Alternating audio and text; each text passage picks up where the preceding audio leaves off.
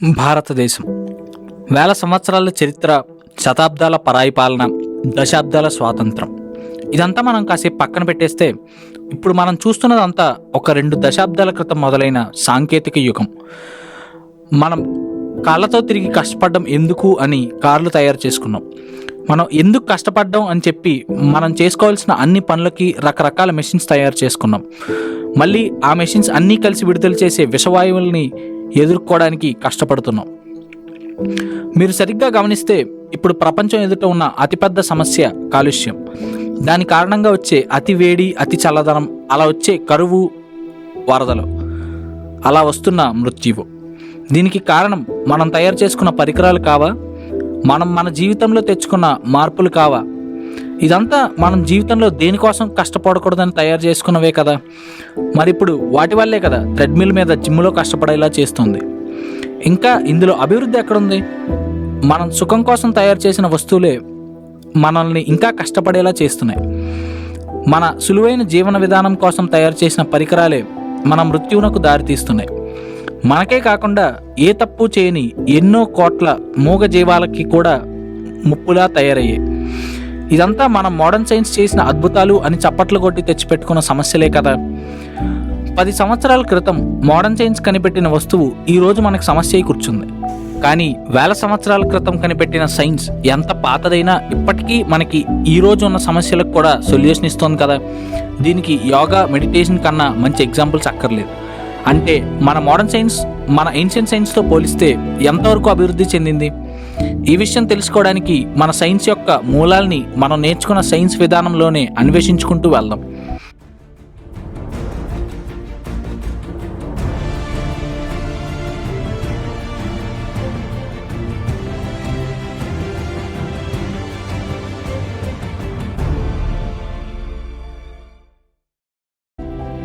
మనందరం ఫిజిక్స్ చదువుకున్నాం. ఎంతోమంది సైంటిస్టులు ఈ విశ్వం ఫార్మేషన్ యొక్క బేసిక్ బ్లాక్స్ని వెతుక్కుంటూ వెళ్తున్నారు. అలానే మొదట మన సెన్సెస్కి తెలిసే సౌండ్, ఫ్లూయిడ్, లిక్విడ్స్, వాటి కదలికల ఆధారంగా ఫండమెంటల్ లాస్ ఆఫ్ ఫిజిక్స్లో ఎన్నో రకాల సబ్జెక్ట్స్ బయటకు వచ్చాయి. ఇప్పుడు మనం చదివే ఎలక్ట్రానిక్స్, మెకానికల్, కంప్యూటర్ సైన్స్కి వెనక ఆ ఫ్లూయిడ్ డైనమిక్స్, ఆప్టిక్స్, థర్మోడైనమిక్స్ లాంటి ఫండమెంటల్ కాన్సెప్ట్స్ దాగి ఉన్నాయి. వీటన్నిటినీ కలిపి క్లాసికల్ ఫిజిక్స్ అనే కోవలోకి తీసుకొచ్చారు. ఆ తర్వాత లాస్ట్ 100 yearsలో ఆ క్లాసికల్ ఫిజిక్స్ వెనుక ఉన్న అటామిక్ లెవెల్కి మన మోడర్న్ సైంటిస్టులు మైక్రోస్కోప్ల ఆధారంగా చేరుకున్నారు. ఇదంతా క్వాంటమ్ మెకానిక్స్ ఆధీనంలో నడిచింది. ఆ తర్వాత కాలంలో ఇంకా లోతైన న్యూక్లియర్ లెవెల్కి మోడర్న్ సైన్స్ చేరుకోగలిగింది. అక్కడే క్వాంటమ్ ఫీల్డ్ థియరీ నుంచి 2 దశాబ్దాల క్రితం కనిపెట్టిన స్ట్రింగ్ థియరీ వరకు ఫామ్ అయ్యాయి. స్ట్రింగ్ థియరీ అంటే ఏంటో తెలియని వాళ్ళకి చిన్నగా చెప్తాను. మనం చూసే ప్రతి ఆబ్జెక్ట్లోనూ ఎన్నో ఆటమ్స్ ఉన్నాయి. వాటిలో ఎన్నో రకాల న్యూక్లియస్లు, ఎలక్ట్రాన్స్, ప్రోటాన్స్ ఉన్నాయని చదువుకున్నాం. ఇంకా లోతుకి వెళ్తే తెలిసింది ఏంటంటే ఆ న్యూక్లియస్ లోపల ఎన్నో రకాల చిన్న చిన్న పదార్థాలు ఉన్నాయని, వాటిని క్వార్క్స్, లెప్టాన్స్ అంటారని, ఆ తర్వాత వాటిలో ఒక దారం లాంటి పార్టికల్ వైబ్రేట్ అవుతుందని, దాని వైబ్రేషన్స్ వాటి ఛార్జ్కి, ఫోర్స్కి, మూమెంట్కి కారణం అని చెప్పారు. అది అలా ఉండగా ఇప్పుడు శాస్త్రవేత్తలు స్ట్రింగ్ థియరీతో ఆగలేదు. అసలు ఆ దారం లాంటి పదార్థం వైబ్రేట్ అవ్వడానికి కారణమైన ఫోర్స్ ఎక్కడి నుంచి వచ్చిందన్న ప్రశ్నకి సమాధానం వెతుక్కుంటూ యూనిఫైడ్ ఫీల్డ్ థియరీని కనుక్కున్నారు. ఇప్పటిదాకా మన మోడర్న్ సైన్స్లో సైంటిస్టులు వెళ్ళిన అంచుల దాకా వెళ్ళాం. ఇప్పుడు మనం అసలు ఇదంతా తెలుసుకోవడానికి కారణమైన క్వశ్చన్ గురించి చూద్దాం. అసలు ఏన్షియంట్ సైన్స్తో పోలిస్తే మోడర్న్ సైన్స్ ఎంత అభివృద్ధి చెందింది? మన భారతీయులు మన మూలాల్ని మర్చిపోయి మోడర్న్ సైన్స్ వెనక పరుగులు తీసి క్లాసికల్ ఫిజిక్స్ లెవెల్లో సొల్యూషన్స్ కనిపెట్టారు. అవే మనం తయారు చేసుకున్న మెషిన్స్. అదే మెడికల్ ఫీల్డ్కి వస్తే సర్జరీలు చేయడం మన classical physics level solution. Allopathy medicine atomic level.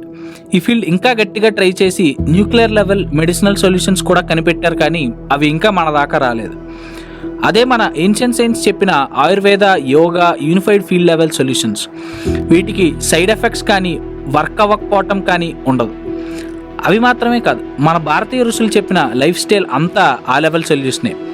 మన ఏన్షియంట్ నాలెడ్జ్, ఎడ్యుకేషన్ సిస్టమ్ అంతా యూనిఫైడ్ ఫీల్డ్ లెవెల్ సొల్యూషన్స్. ఇవన్నీ నేను చెప్తున్న విషయాలు కాదు. జాన్ శామ్యూల్ హెగ్లిన్ అనే అమెరికాకు చెందిన పార్టికల్ ఫిజిసిస్ట్, ఆయన పార్టికల్ ఫిజిక్స్ మీద కొన్ని వందల కొద్ది రీసెర్చ్ పేపర్స్ రాశారు. అందులో కొన్ని 1990 ముందు వరకు one of the top cited పేపర్స్గా నిలిచింది.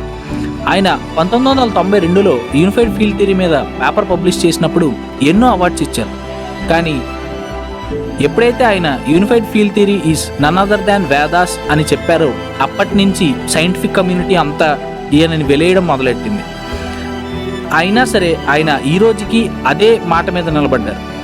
ఇదంతా విన్నాక మీకు కొన్ని విషయాలు అర్థం కావాలి.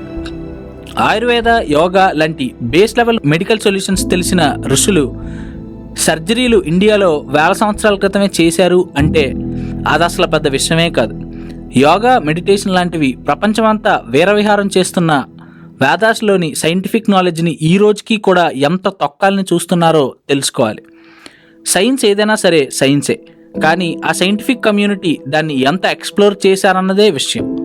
మన వేదిక్ సైన్స్ నేచర్ యొక్క బేసిక్ సైన్స్. అంత అపూర్వమైన జ్ఞానాన్ని వదిలేసి మనం ఇంకా పూర్తిగా అభివృద్ధి చెందని మోడర్న్ సైన్స్ని పట్టుకుని మనకంతా తెలుసు అనుకునే ఎందరో మహానుభావులందరికీ నా వందనాలు.